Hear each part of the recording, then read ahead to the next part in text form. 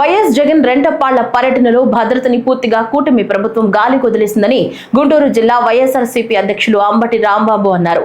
ఈ పర్యటన సందర్భంగా ఓ ప్రైవేటు వాహనం ఢీకొని చనిపోయిన సింగయ్య మృతిపై పోలీసులకు బదులుగా ఎల్లో మీడియా విచారణ చేస్తున్నట్లు తప్పుడు వార్తలు వండి వారుస్తోందని అన్నారు.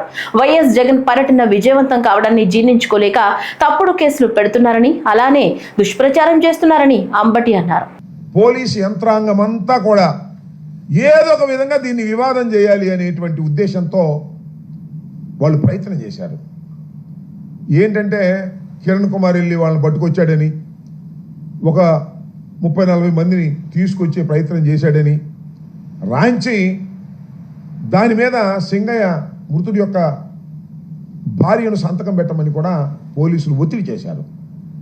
అప్పుడు కిరణ్ కుమార్, అక్కడ మా ఇన్ఛార్జ్ కిరణ్ కుమార్, అదేవిధంగా కోటేశ్వరరావు జడ్పీటీసీ వాళ్ళు అడ్డం తిరిగి వీళ్ళు చెప్పింది మీరు రాసుకోండి అని చెప్తే అప్పుడు గత్యంతరం లేని పరిస్థితుల్లో వీళ్ళు చెప్పింది రాసుకున్నారు తప్ప లేకపోతే ప్రీ ప్లాన్డ్గా రాసుకొచ్చారు.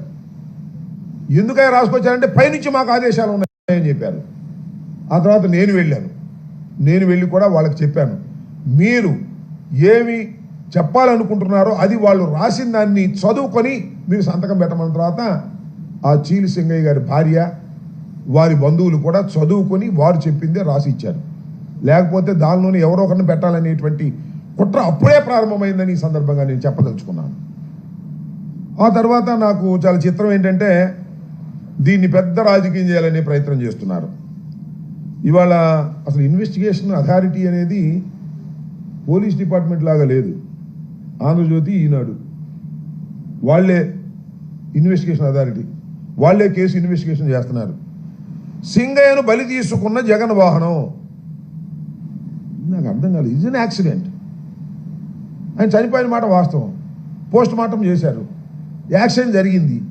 ఏ బండి కింద పడ్డాడో అంటే ఎస్పీ గారు చెప్పాడు పలానా బండి కింద పడ్డాడు అని, పలానా బండి కొట్టింది అని చెప్పారు. మరి బలి ఏంటి? ఇంటెన్షనల్గా చేసేది బలి.